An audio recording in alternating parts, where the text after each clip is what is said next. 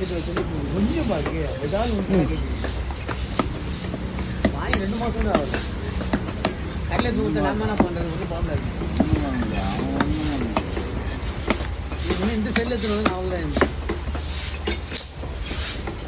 வாங்கி சும்மா வீட்டில் கிடைக்கும்.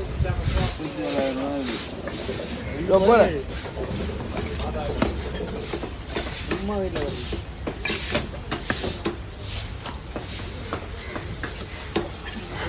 பாட்டி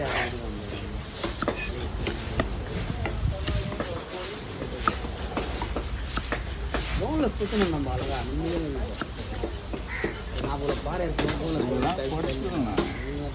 போயிடுது